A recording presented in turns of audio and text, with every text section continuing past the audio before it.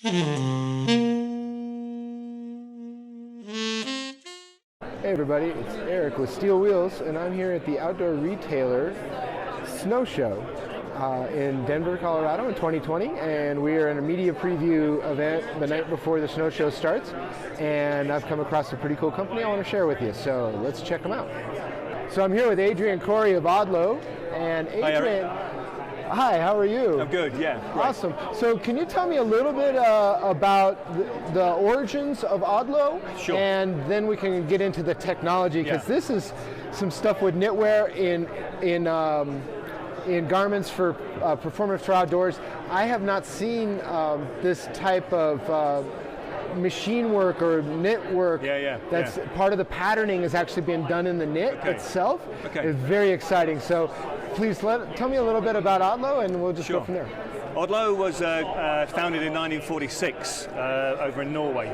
The founder was quite an innovator. He was making base layers for his champion speed skating son back in the 40s.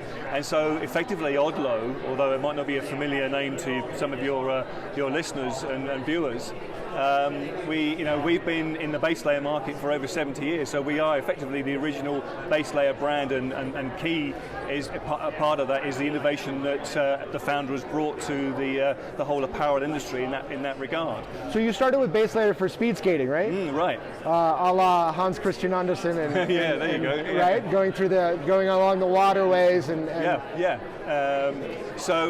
But maybe not of course the Netherlands, but close. Yeah, close. Yeah.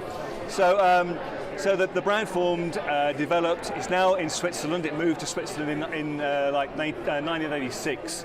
So at the moment we have a Norwegian-rooted brand with Swiss-German engineering, which kind of comes together as a perfect storm of heritage plus technology, which is why we're able to really produce some fantastic garments that we know who our target audience is, but we bring the innovation and the engineering into apparel construction, which is making our brand so interesting right now. So this is a big brand in Europe, right? This is a pretty well-known brand in Europe. Yeah. What brings you across the pond?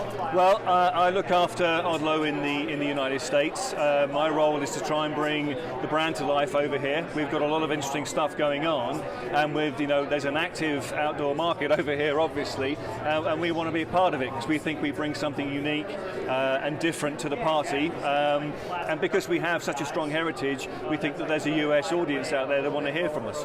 I've seen this type of technology in base layers. I have yet to see it in actually outerwear. So please, let's go into the product a little bit, and then we'll get some close-in shots about what actually is going on here. So the star of the show for us really is the Blackcomb Future Knit jacket. Now this is a fully knitted jacket that we've produced. The first of its kind. It's a bit of a breakthrough garment in terms of it's not ski and it's not outdoor. It kind of sits somewhere bang in the middle. And we've used machinery. There's only 4 types of machines in the world that can actually construct this sort of garment. It's a 3-layer principal garment that brings together fully knitted, seamless construction to give us a body map garment that people can use for outdoor, for ski, for hiking or snowshoeing.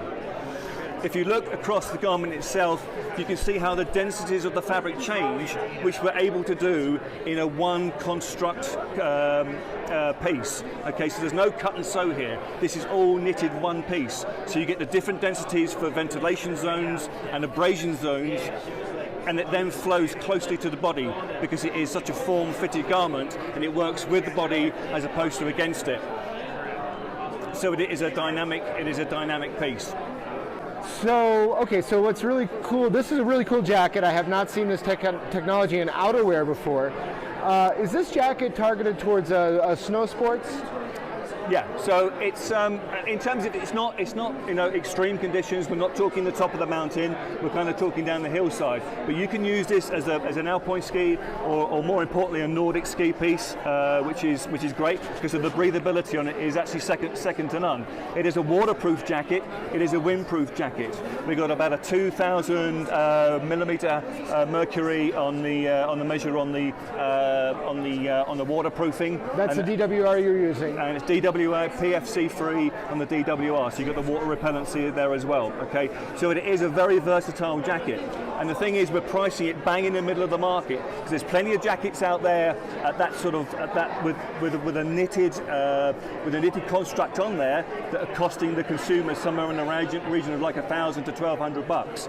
And then there's some other outdoor jackets that you haven't got the great sort of 360-degree stretch of a knit that are sort of there or thereabouts around about $200. This is coming in at $450 for a top line, fully knitted, 360-degree stretch jacket, and this is really going to set the market alight. Fantastic. All right, so that's one. That's clearly one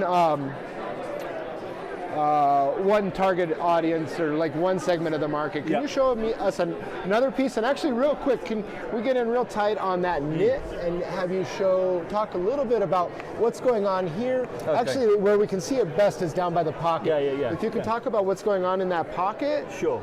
So what we've got here is you can see the ribbing here that's occurring around the product. That tends to be where we're trying to sort of reduce the density of the fabric, so we're not getting too much abrasion in that area. Yeah? So that's useful for if you have a backpack on it. There you go. Right. Something else. Absolutely. Now, when we get back up to the top, what have we got to make sure is we've got the densities. I can just bring that round. You can just see where the density is going to change, where we're going to need to have that ventilation.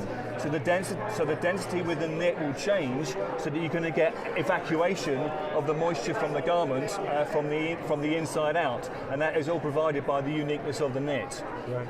Okay.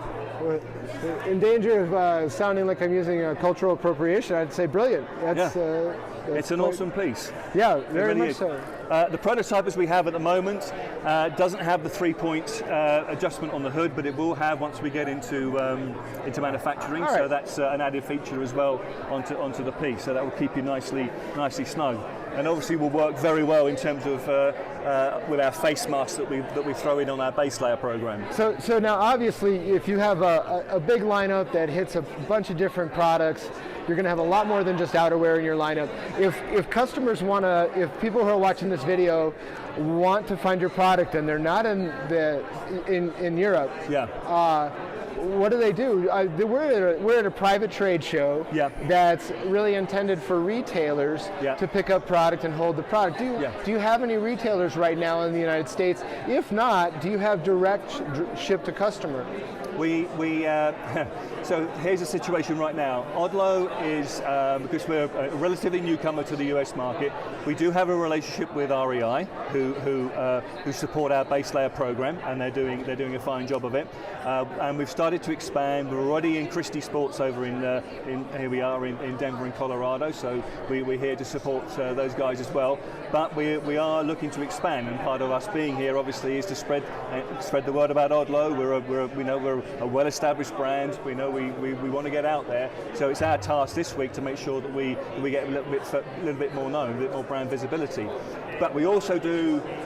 We're also starting online with ODLO.com/US, so that'll be up and running very, very shortly, so people can go onto the brand website and actually start to look at products which they might want to take on board directly from us. So it is all happening at the moment. And I suppose if somebody couldn't even wait for that, they could probably just go on a European retailer website, purchase it, and just pay the extra shipping. Yeah, absolutely. When they're on the travels to the Alps or whatever, I'm sure there's a local store there. Because ODLO, funnily enough, is a generic term in Europe for base layer. When people get up in the morning, they go, "Hey, have you got your ODLOs on?" And it doesn't matter what the brand is. So it's quite a generic term in Europe. So so they'll sure be able to find it over there. That's for sure. Adrian, it's been nice talking with you. I wish you the best at the show. Great product, really innovative use of technology and an outer layer. So I wish you all the best coming into this market, and I think with the background that you have and the heritage that you have from being a European company for over 60 years, right? Over 70 years. Yeah. Over 70 years, that you definitely have the staying power to follow through on whatever it is that you say you're going to do in this market. Yeah, absolutely. That's great. Thank you, Eric. Thanks for the time. Appreciate it. Yeah.